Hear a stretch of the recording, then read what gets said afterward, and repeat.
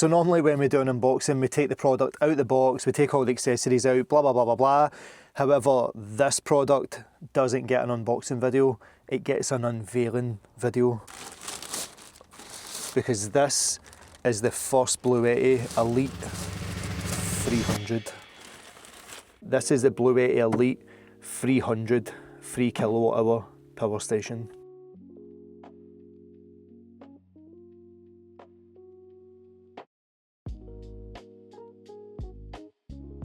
I'm so excited by this that I can't even hold my water, because I was going to show this later in the video, but I'm going to show it now because I want to show exactly where this fits between the Elite 100 and the Elite 200. The Elite 100 is here and this is the Elite 200. This is a 3000 watt hour battery. This is a 2000 watt hour battery. The Elite 300 is smaller than the Elite 200. Just a wee bit bigger than the Elite 100. And just before I go any further, I just built this worktop stuff yesterday, so these power stations are showing how strong my kitchen is. But aye, check that.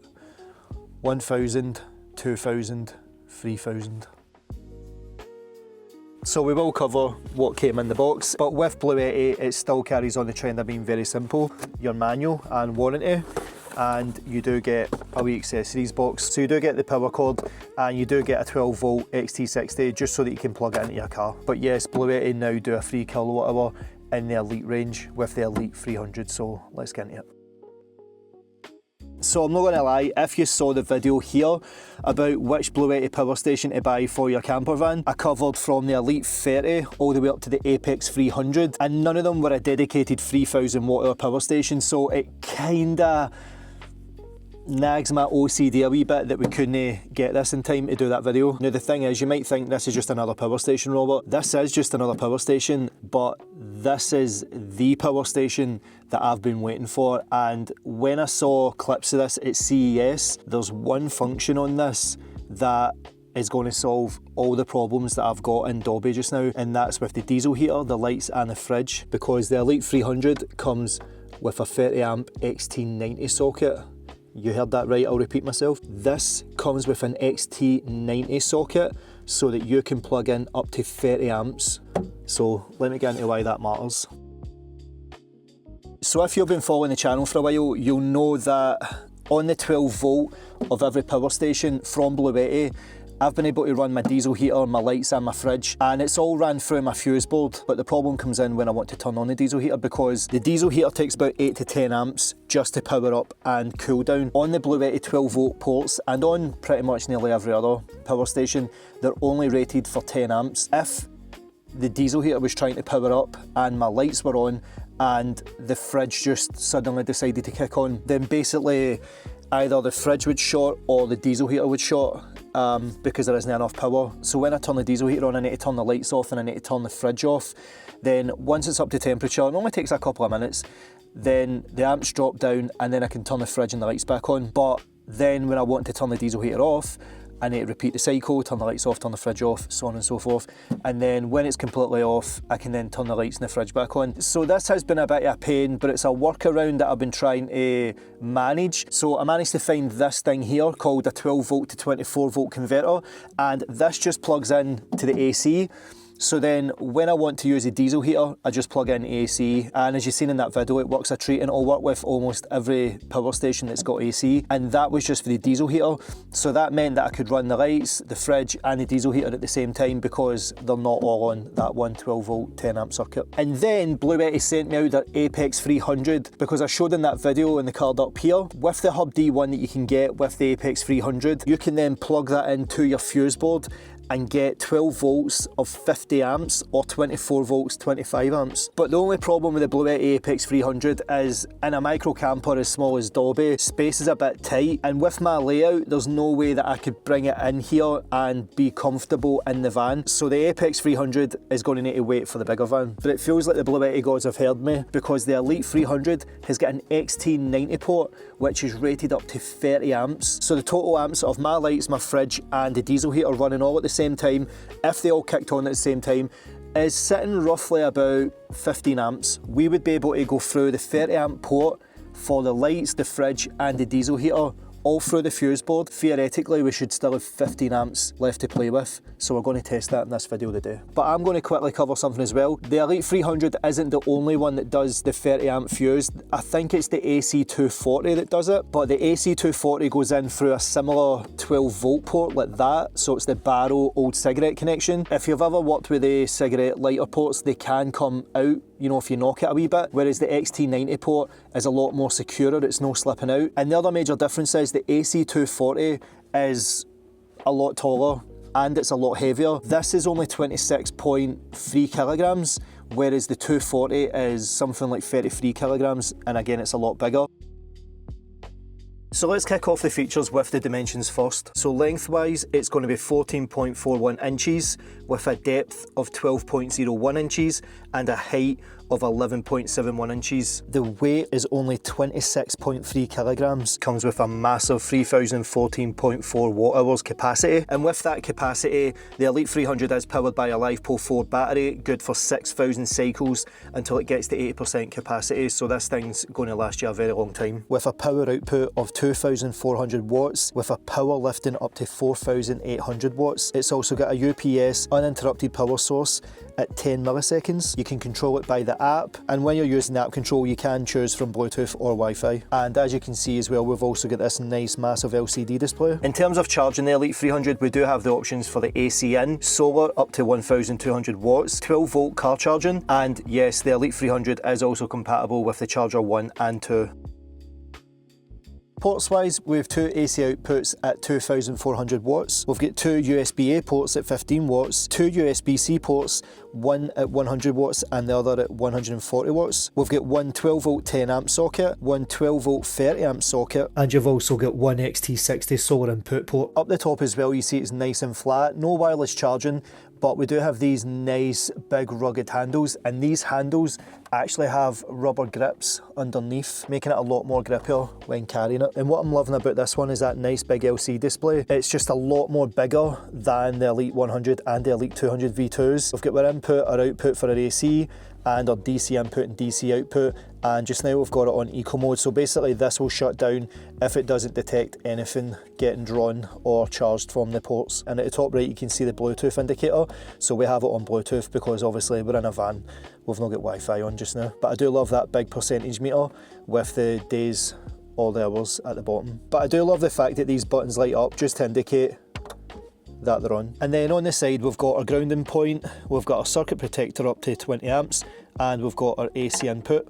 On the other side we don't have anything, and on the back we don't have any ports apart from this big exhaust vent. So what I've just noticed as well is there's no fan on the side or on the other side, so I'm guessing it draws the air in from the front and then extinguishes it out the back. So wherever you're going to be placing this, you're going to want to make sure that you do have nice airflow coming in, but that you also have a nice gap at the back so that the airflow can escape. So another thing that I'm loving is these dust covers. They're not rubber, they're plastic, and they do snap in to let you know that they're locked in.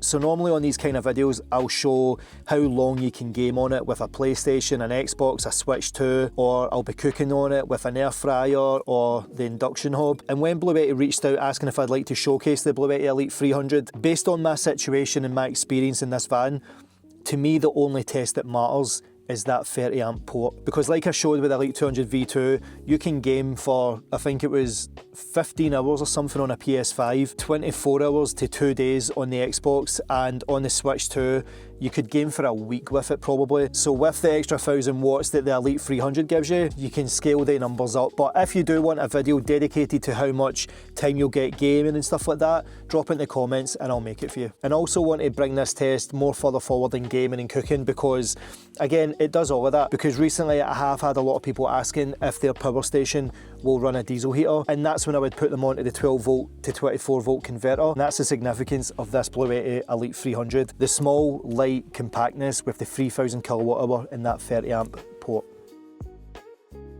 So what I'm looking for with this test is to see if we can use that 30 amp socket to power the lights, the fridge and the diesel heater all at the same time.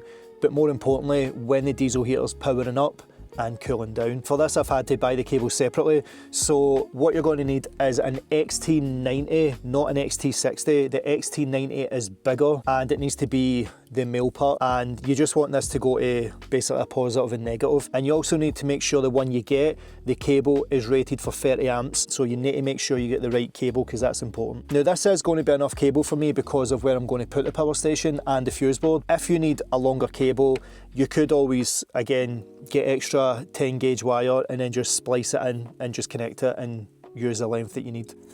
Let me show you what I'm rocking. Again, I can't wait to get new foam because, as you can see, it's overlapping, and I need to cut this hole as well because it's too small. As you can see, I've boxed the diesel heater in and stuff because it was just sitting on the floor the last time we were out. So this is where the electrics are going to be, and you can see the diesel heaters there as well. So the way that I'm looking at it just now is the fuse board will be in here, and like I said, underneath this part here is just dead space. I don't put anything there because the BLUETTI Elite 300 fits. It can now go under there, and as you can see, I've got the Elite 100 V2 there. So all we need to do is replace that with the Elite 300, attach this cable and then plug it into the 30 amp socket. We're obviously going to lose the light, so I'm going to try and use another light source. I'll just stick that in there, and we'll take the Elite 100 V2 out.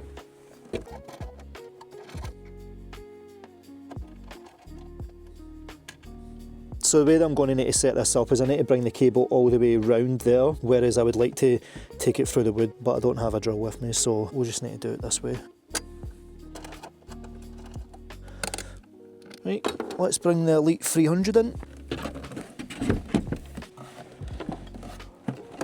Now the good thing is, because there's no vents on the side, I don't need to worry about putting this right up against here. Under the bed here is the fridge, and there's plenty of airflow out here, so the heat can dissipate through here. When I do come to properly installing it and I can cut through this part here, this cable will go through this way, so the heat dissipates towards more the front of the van. As you see, we are now plugged in, and if we turn it on, the fridge is now kicked on as well. So the only thing that isn't on is the diesel heater. I've actually put that on its own circuit with a switch, so we can turn it on and off. So if we turn it on, we have power. So the fridge has just literally got to temperature and it's switched off. So if I turn that diesel heater on, it's not really a conclusive test. So what I'm going to do is I'm going to bring it down to -1, -2 to get the fridge to kick on. And as soon as the fridge kicks on, I'm going to start the diesel heater, and this will be the test. Let's try -3. The fridge is kicked on, so let's get the diesel heater on. The diesel heater is running. So again, the significance of this is the fridge going and my diesel heater and the lights at the same time. I have done this test before with the 12 volts, and that's why I know it doesn't work. Basically the fridge would cut out and say F6 as if there's not enough power. My main concern is the diesel heater cutting out, because I don't really want to damage the diesel heater with a power surge or a power cut. Basically the diesel heater needs about 8 or 10 amps to power up, but the same to power down. The fridge draws roughly about 5 amps and the lights are about 3, so all in all we're roughly about 15 amps all in. So the fridge is still trying to get to temperature, listen. But the diesel heater's on as well.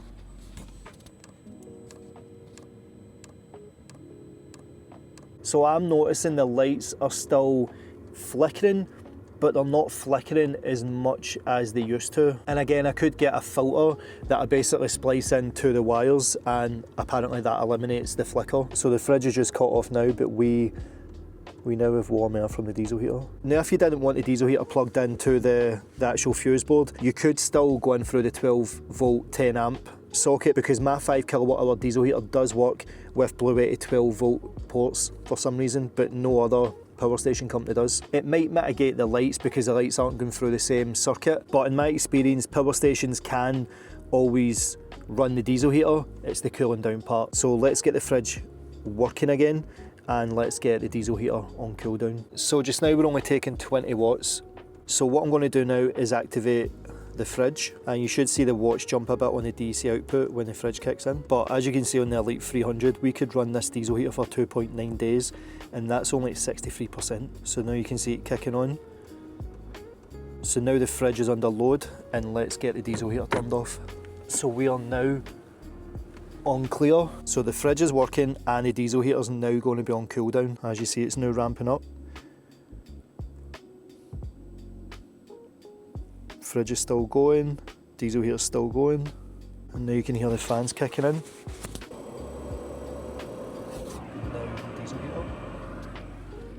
And remember, this only runs for a short time, but just now everything's A-OK. The lights are on, the fridge is on, and the diesel heater.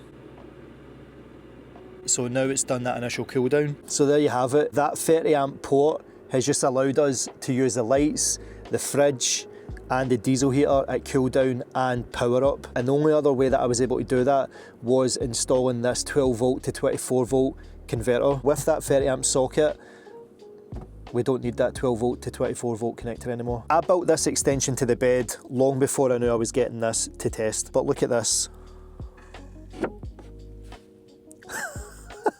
It fits exactly with probably about a millimetre to spare. You cannot even write that. Look at that, completely flush.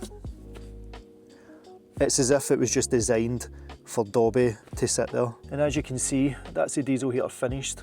No fault codes, and it ran for 24 minutes. So now, with it all being hooked up to the switchboard, rather than waste power, we can now turn that off. But that's what I love about the BLUETTI Elite 300, how smaller of a form factor it is, the fact that I can now use it in a space that was considered dead space in the van. So with it now being under there, I can bring the Elite 100 V2, or depending on the trip, I could bring the Elite 200 V2 and put it there. So as you can see under the new worktop, normally this would be where the power station would go. It was over the other side the last time, and now because the Elite 300 fits under behind the driver's side of the door, we now have all that space where we can put the air fryer, we can basically put whatever we want.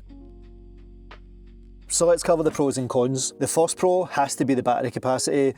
We have cracked 3,000 watt-hours. I think the next biggest pro for me is the size of how smaller it is, how more portable it is for being a 3,000 watt-hour battery. And no surprise, my next one is that 30 amp port, because you're going to be able to power anything now in your camper van with a fuse board up to 30 amps. And also as well, having that 30 amp port frees up that 12 volt port for other things. If you have got like a CCTV set up and you don't want to wire in at the fuse board, then you've still got that socket to use. But what about the cons? I don't really feel there's any cons with it, but I'm going to try and nitpick a wee bit, just, you know, so I'm no biased. I would say the first one is there's no wireless charging on the top of it. I don't really care about wireless charging. I've always thought wireless charging is rubbish. I would much rather have that 30 amp port than have wireless charging. But if you're someone that needs wireless charging, this doesn't have it. However, to counter that, I would say there is a nice flat top on it, so you can put stuff on it like your laptop or whatever, and it's not going to fall off. And my last con is no XT90 cable included. And the reason why I'm making that a con is because I didn't know there was XT90 cables.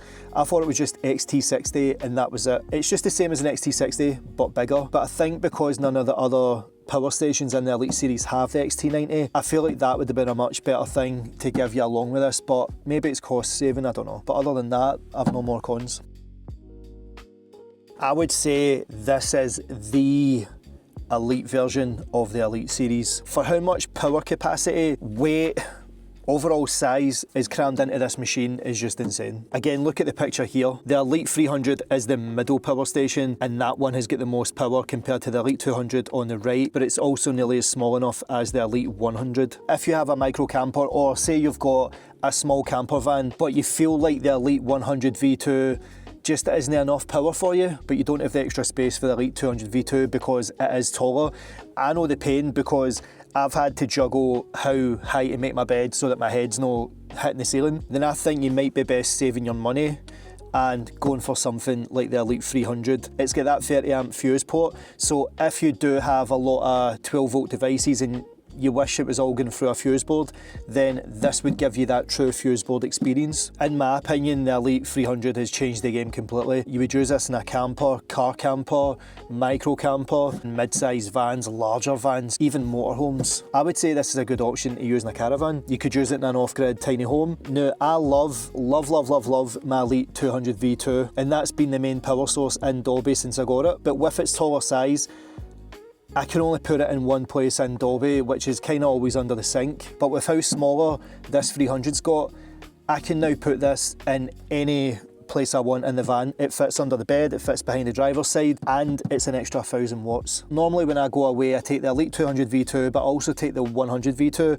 and that gives me 3000 watts worth of power, because the Elite 100 V2 is so light and portable, it can go anywhere I put it in the van. Now though, I could just take this, or I could take this and the Elite 100 V2, and then I've got 4000 watts worth of power. But this will be the new power hub for Dobby, and could possibly be the main contender for the new power source in the new van. But I just want to caveat, the Elite 300 isn't a replacement for the Apex 300. The two of them are very different beasts, because unlike the Apex 300, you can't upgrade the storage on this. I think when it comes to the new van, it's going to come down to what I'm wanting to power, how long I'm going to be off grid for without driving, or if I've got solar in the van. So that'll be interesting. So guys, if you want to go and pick up the Elite 300 for yourself, I'll leave a link to it in the description, and if you use this code BLUETTIRobot, you'll get a nice 5% off your order. So guys, that's going to cover it for this episode. If you did enjoy it and you have any other questions, drop them in the comments below. If you haven't already, why not get subscribed and hit that bell notification so you're always notified when I drop another video. But guys, that's going to cover it, so until the next one, peace.